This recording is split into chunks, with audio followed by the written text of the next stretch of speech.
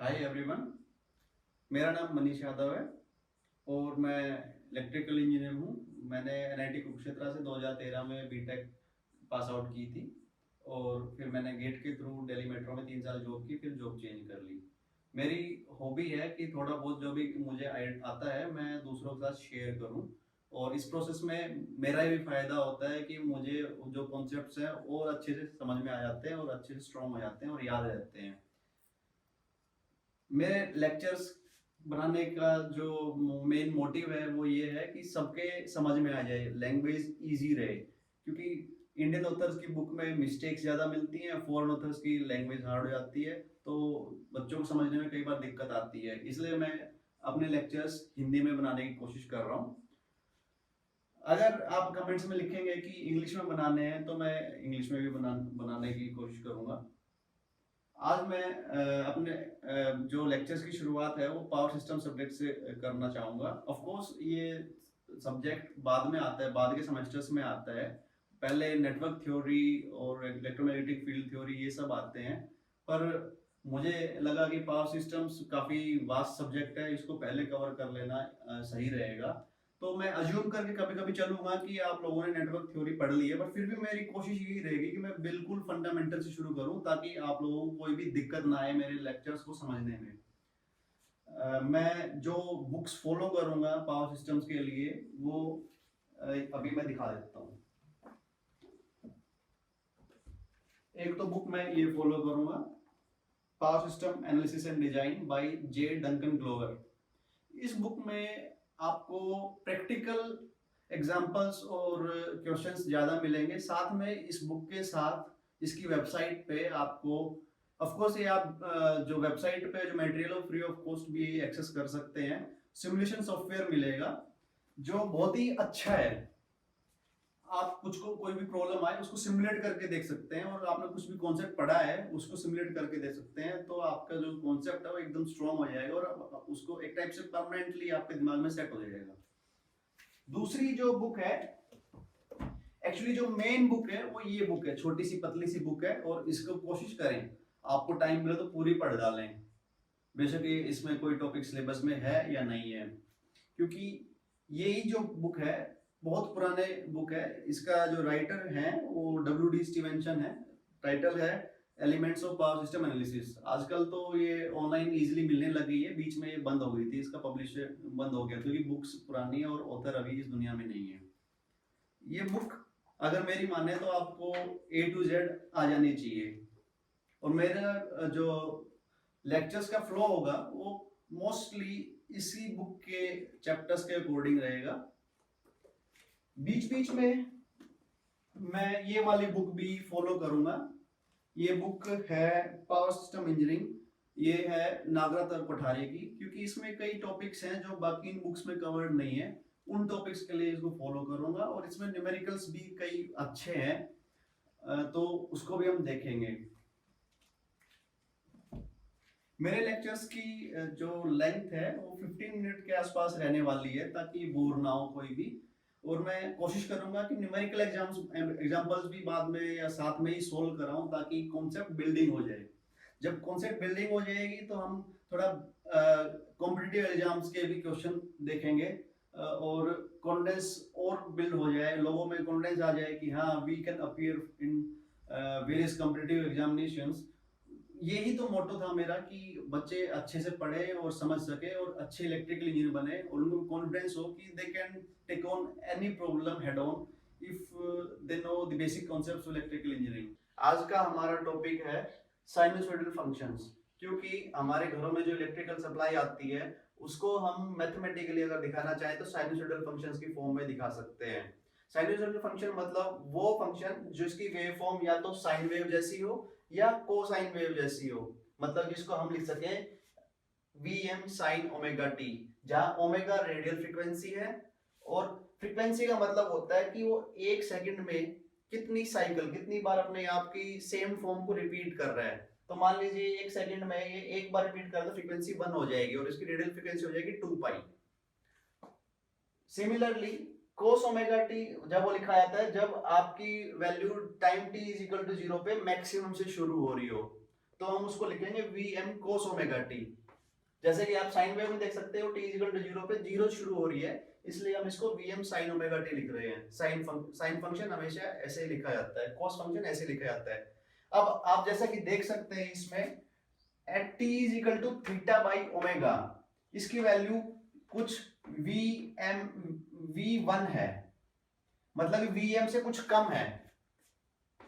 तो अब मैं मान लो इसको यहाँ मैक्सिमम वैल्यू की बजाय यहां से स्टार्ट करना चाहूं, V1 से शुरू करना चाहूं, ये V1 से शुरू करना चाहूं, तो इसका मतलब ये ऑलरेडी जो वेव फॉर्म है थोड़ी शिफ्ट हो गई है, टाइम में थोड़ा आगे चली गई है। जो चीज थीटा पे होनी चाहिए थी अब वो 0 पे आ गई है, तो मुझे क्या करना पड़ेगा, इसमें प्लस थीटा करना पड़ेगा।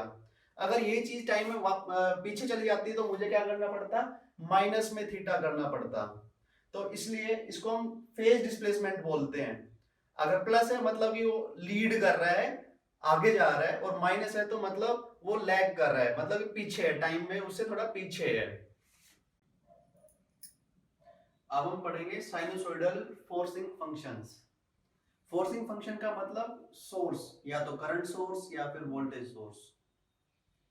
ये एक मैंने छोटा सा सीरीज आरएल सर्किट लिया है, बहुत सिंपल सीरीज आरएल सर्किट है, जिसमें मैंने एक साइनोसॉइडल सोर्स लगाया है Vm cos ओमेगा टी। अगर मैं करंट निकालना चाहूं तो उसके लिए मुझे KVL के थ्रू इक्वेशन लिखनी पड़ेगी, Vt is equal to RIt plus LdI/dt। अब इसको सोल्व करने के लिए मुझे इंटीग्रेशन और डिफरेंशिएशन आना चाहिए, क्योंकि ये डिफरेंशियल इक्वेशन है और इसके सोल्व करने के कई तरीके हैं, जिसमें से एक तरीका ये है कि हम अज्यूम कर लें कि सॉल्यूशन किस फॉर्म का होगा। तो बड़ा सिंपल सी चीज है, क्योंकि ये भी एक लीनियर डिवाइस है, मतलब कि जैसा इनपुट डालेंगे सिमिलर आउटपुट आपको मिलेगा। सिमिलरली इसमें जैसा इनपुट डाल लेंगे लगभग वैसा ही आउटपुट आपको मिलेगा, मतलब कि साइन डालेंगे तो साइन मिलेगा और कांस्टेंट डालेंगे तो कांस्टेंट मिलेगा, कुछ इस तरीके से। तो हम अज्यूम कर लेते हैं कि जो आउटपुट है वो भी cos की फॉर्म में हो, बस उसमें थोड़ा बहुत फेज शिफ्ट हो सकता है और उसका जो मैक्सिमम वैल्यू है वो चेंज हो सकती है। तो मैं लिख देता हूं, let IT is equal to A cos omega T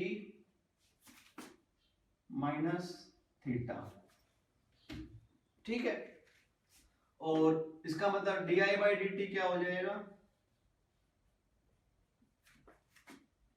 A omega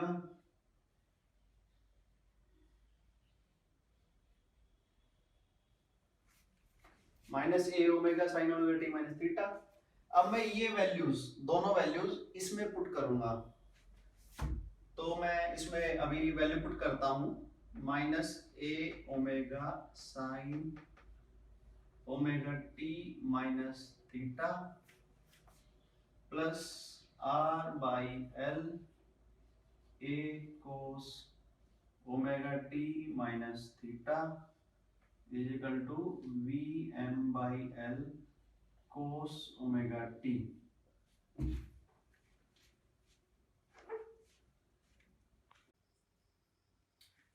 हमने इक्वेशन में IT और di/dt की अज्यूम्ड वैल्यूज पुट करी, तो हमारे पास ये इक्वेशन बनी, जिसमें हमारे पास sine omega T minus theta भी है और cos omega T minus theta भी है, जिनको हम एक्सपेंड कर सकते हैं।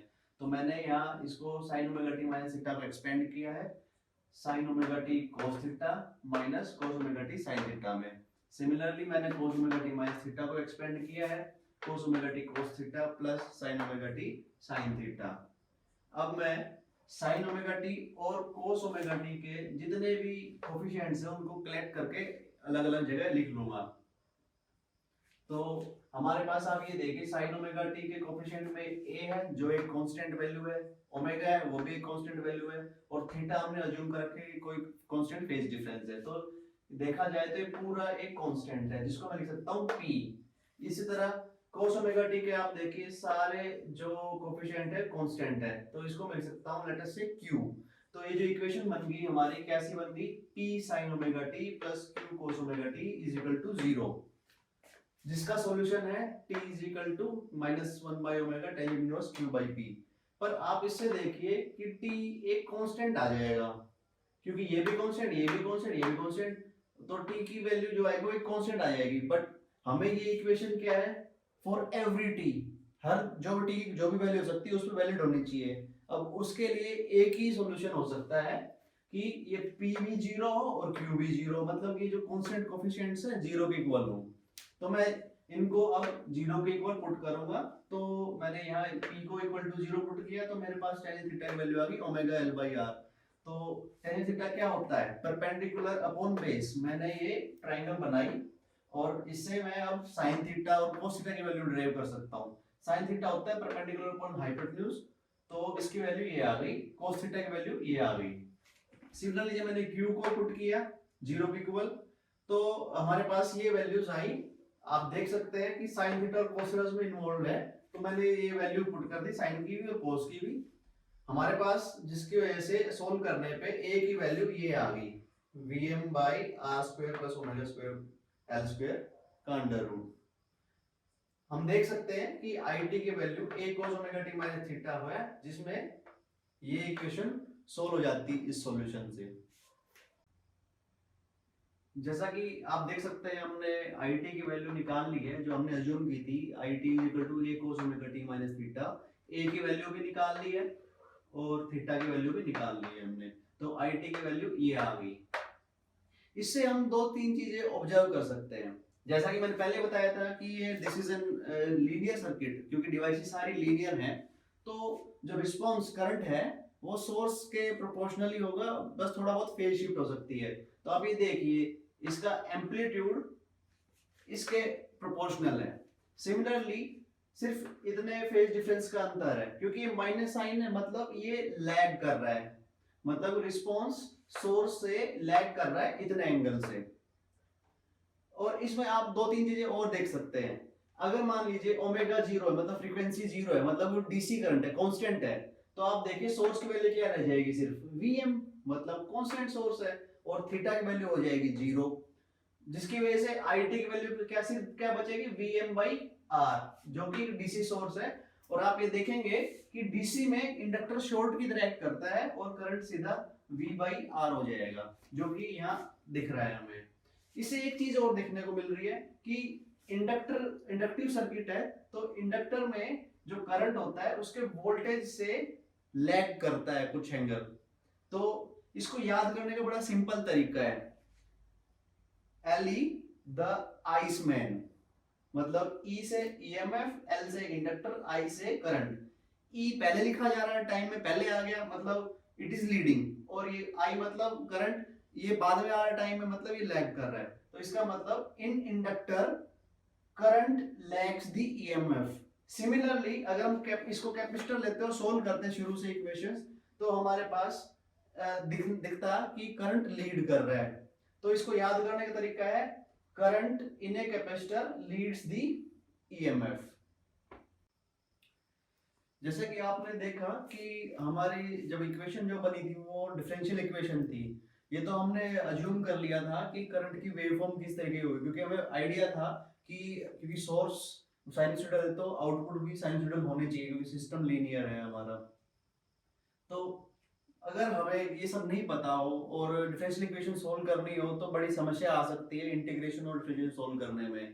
पर इसका एक दूसरा तरीका है जो डिफरेंशियल इक्वेशन को अलजेब्रिक इक्वेशन में सोल्व ट्रांसफॉर्म कर देता है। अलजेब्रिक इक्वेशन मतलब नॉर्मल जमा घटा गुना भाग, डिफरेंशिएशन और इंटीग्रेशन उसमें इन्वॉल्व नहीं होता है। उसके लिए हम कॉम्प्लेक्स नंबर की थ्योरी का यूटिलाइज करते हैं।